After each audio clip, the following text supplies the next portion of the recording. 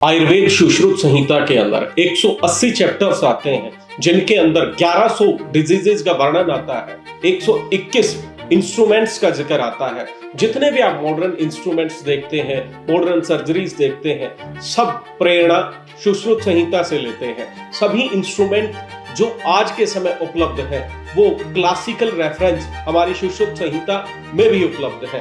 पहले surgeries classical वे से perform की जाती थी।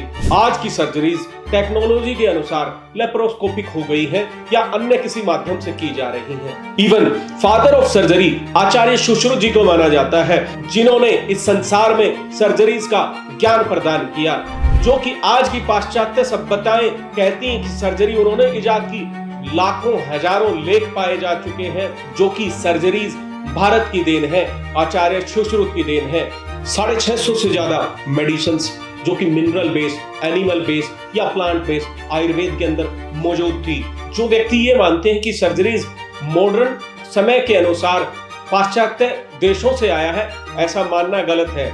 आचार्य सुश्रुत ने इतने आदि काल में व्याख्यानित कर दिया था या इतनी सर्जरीज परफॉर्म कर दी गई थी, और हमारे ग्रंथों में भी जिक्र आता है कैसे शल्य निर्हरण किया जाता था, कैसे तीर, चाकू, भाले आदि लग जाते थे, उन अस्त्र शस्त्रों को शरीर से कैसे बाहर किया जाता था, वर्ण रोपण कैसे जख्म भरे जाते थे, ये सब जिक्र आयुर्वेद संहिताओं के अंदर मिलता था। लंदन से निकलने वाली एक मैगजीन द जेंटलमैन सन 1994 के अंदर, उसमें एक आर्टिकल पब्लिश होता है डॉक्टर थॉमस क्रूजो के द्वारा और डॉक्टर जेम्स पेंडल के द्वारा। एक सर्जरी उन्होंने की। उन्होंने अपने आर्टिकल में प्रमाण दिया कि पुणे के अंदर एक व्यक्ति की नाक कट गई थी और उन्होंने आयुर्वेद सिद्धांत के अनुसार सर्जरी परफॉर्म की और उसकी नाक पुनः जोड़ दी गई। तो इससे ये पता चलता है कि हमारे आयुर्वेद ग्रंथ कितने महान थे, जो कि हम भुला चुके हैं। हम पाश्चात्य सभ्यताओं की ओर देखते हैं।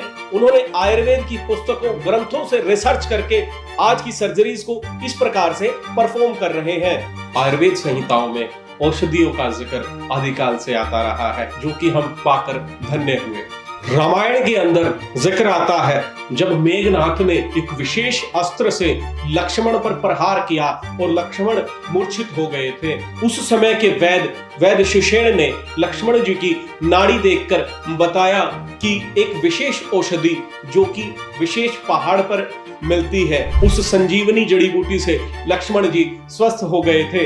तत्र मनः शरीर बाध्यकराणि शल्यानि तेषान आहाराण उपायो यंत्राणि, अर्थात मन और शरीर में बाधा उत्पन्न करने वाले पदार्थ को शल्य कहा जाता है, और जिन उपकरणों के माध्यम से उन्हें बाहर निकाला जाए उसे यंत्र कहा जाता है।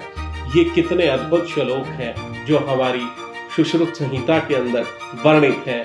मैं आशा करता हूं आप भी इस ज्ञान को प्राप्त करके शरीर को स्वस्थ करेंगे और अपने रोगों का निवारण करेंगे। जीना सीखो।